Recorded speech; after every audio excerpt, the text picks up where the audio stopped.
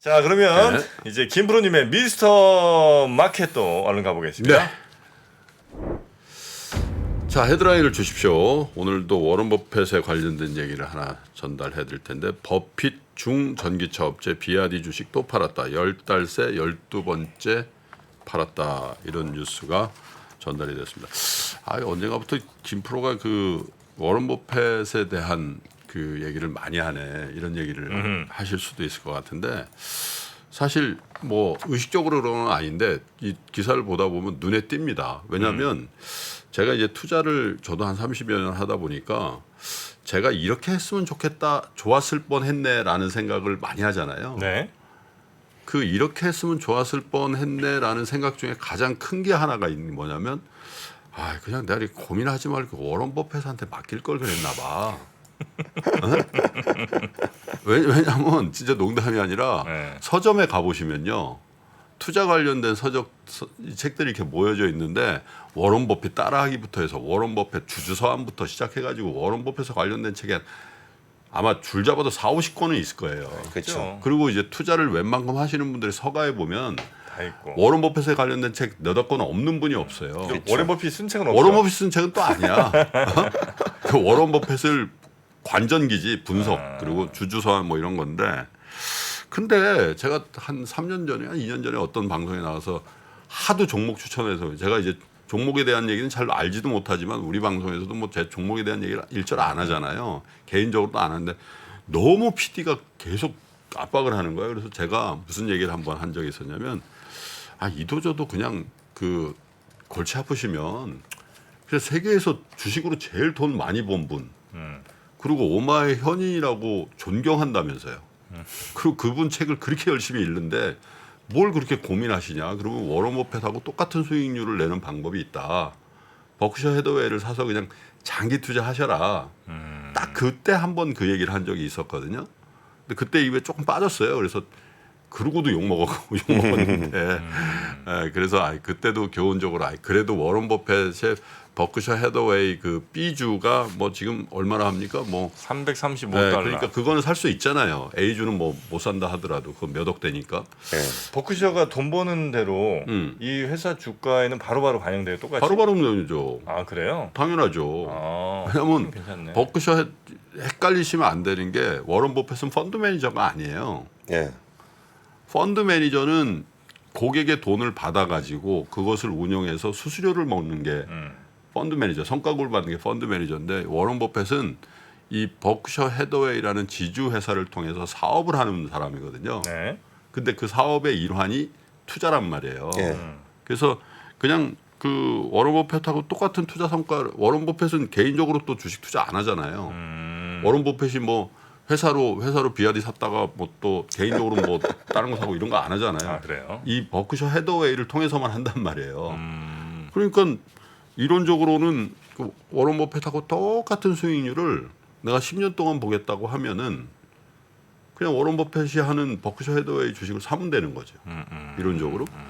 근데 이 그 워런 버핏이 최근 들어서 이 비아디 주식을 계속 팔았는데, 이 비아디 주식을 언제 샀냐면은 2008년 9월에 샀습니다. 네. 2008년 9월이 미국 금융위기 막 시작할 무렵이죠. 그때 2억 2,500만 주를 샀는데 홍콩에 상장된 주식이었는데 8 홍콩 달러에 샀는데 그때 지분율이 얼마냐? 19.92%예요.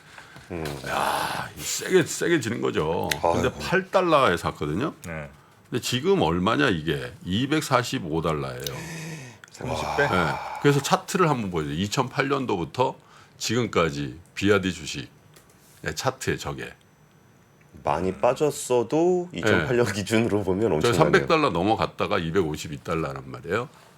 그죠? 근데 무슨 말씀을 드리려고 하냐면, 이게 12번에 걸쳐서 워런 버핏이 팔고 있는 저 기간 동안, 한 1년 가까이 되는 기간 동안에도 누군가 샀기 때문에 워런 버핏이 팔았을 거 아닙니까?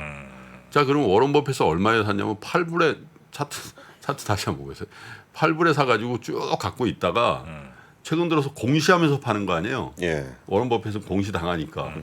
근데 저거를 지금 사는 분들도, 지금 사는 사람들도 당연히 있죠. 기관 투자가도 있을 거고 뭐 개인 투자자도 있을 텐데, 그러면 그 사람들은 도대체 몇 퍼센트의 수익을 바라보고 사는 걸까 이렇게 생각하는 거죠. 워런 버핏은 어제 종가 기준으로 몇 배가 올랐냐면 24배가 올랐어요.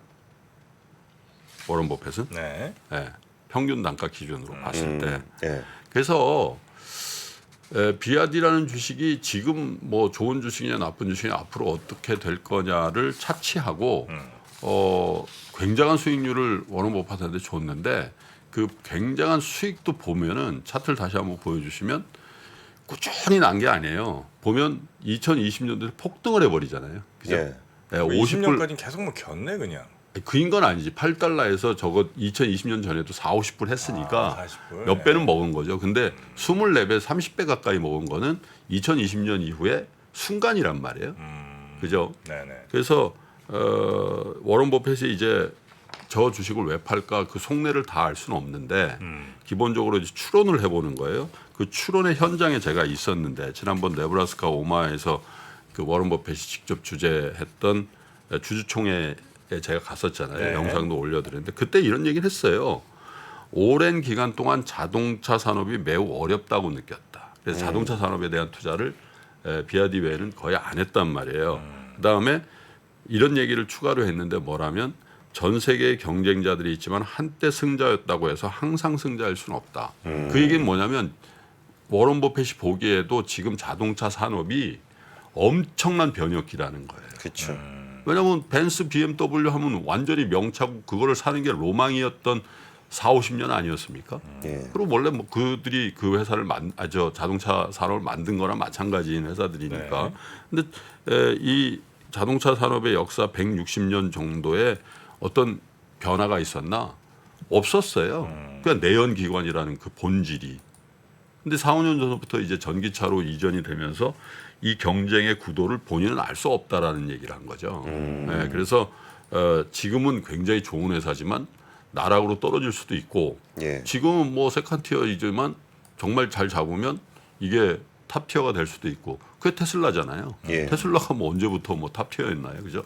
그래서 현대 기아차도 그런 맥락에서 굉장히 여러 가지 얘기를 하는 거죠. 성장할 거냐, 추락할 거냐. 예. 그리고 이미 추락한 회사들 엄청 많죠. 그때 좌초자산이라는 용어를 우리가 썼잖아요. 고태봉 센터장 등등이. 예. 그래서 실제로 그런 일본의 세컨티어 회사라든지 유럽의 세컨티어 회사들 거의 의미가 없어져 버렸잖아요. 실제로. 그래서 이제 워런 버핏 입장에서는 이 자동차 산업의 어떤 변혁기에 큰 혜택을 받던 비아디를 이제 팔 때가 된 거죠. 24배를 드셨으니까. 그리고 또 한 가지는 아마 이런 생각을 했겠죠. 야, 비아디가 중국 정부의 지원에 의해서 지금 개화를 한 건데 지금부터는 시장에서 테슬라하고 경쟁해서 이길 수 있을까?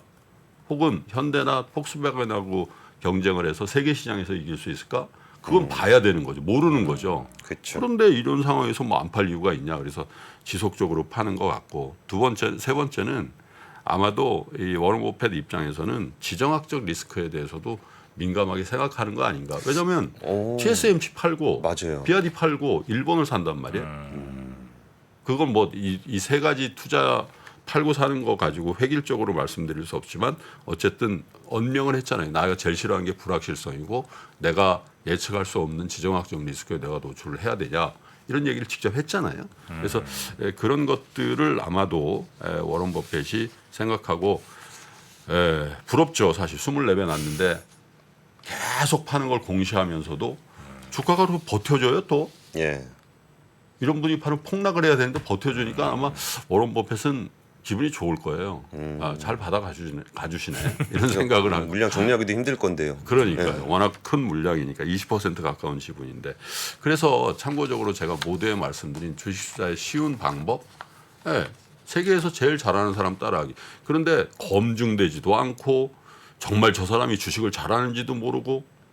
근데 그런 사람들은 열광적으로 따라한단 말이죠. 친구들 중에도 한 번 잘하는 친구가 야, 이 주식 된다 하면 그냥 따라하잖아요. 근데 세계에서 제일 잘한다는데. 주식으로 제일 잘한 4, 50년 동안 그걸 보여주고 검증 받은 사람은 잘 안 따라해요. 버크셔 해더웨이 2008년도부터 주가를 한번 볼까요? 한번 보여주세요. 예, 와. 이게 여러분들이 사실 수 있는 버크셔 헤더 비주입니다. 그냥 근데 뭐 많이 올랐냐? 그러면 뭐 예를 들면 저기 50불에서 지금 330이니까 뭐야 하면 6, 7배 오른 거예요. 2008년도부터 2000년대 15년 초반부터. 동안 네. 15년이 아닌데 20년 넘게네. 네, 20년 동안. 그게 지루한 거죠. 아이 못 사죠 그러면. 나보고 아니 20몇 년 동안 아니라니까 저 20년 저쪽에는 50불에서 얼마야? 50불에서 335 6배. 6배. 아유 20년 동안 6배로 난 안 해요. 하네? 20년 동안 6배인데 하라고요? 정확하게 따지면 한 8배 정도 되지. 아이 20년 8. 나는 할 것 같은데? 난 안 해. 응. 20년. 난 안 해. A주도 한번 보여주세요. A주. A주도 있어요? A주. 자, A주가 저렇게 돼 있습니다. 저건 더 많이 올랐죠. 네?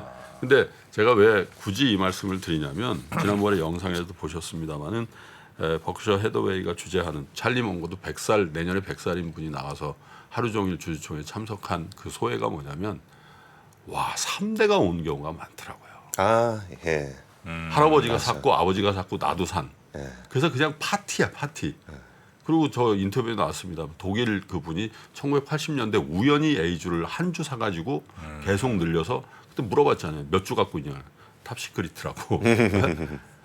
그래서 참 부러웠습니다. 저렇게 투명하게 경영하는 회사에 투자자로서 존재하는 사람들이 축제처럼 주주총회를 하는 모습과 네브라스카라는 동네는 뭐 여러분 아시겠지만 미국 사람들 전혀 안 가보는 도시고 오마하도 마찬가지인데 오마하에 백만장자가 제일 많다는 거 아니에요. 인구 많은 동네 사람들이 사가지고 워런 버핏 친구, 워런 버핏 동창, 워런 버핏 이웃, 친지 이런 사람들이 워런 버핏을 믿고 사가지고 계속 갖고 있으면서 백만장자 된 거예요. 왜 윤택해 보이더라고 오마하가. 근데 우리는 과연 우리가 주체적으로 투자를 해야 된다라고 주장하고 그렇게 해야 되는 게 맞는데 누구한테 만약에 의지하려면 누구를 의지해야 되나 보세요. 그러니까요. 좀 안타까워. 쉬운 방법이 있죠. 네. 현인이라고 올리고 진짜 공개적으로 다 보여주고 있는 이 버크셔 해더웨이. 물론 버크셔 해더웨이 주식을 지금 사실 드신다는 말씀은 아닙니다.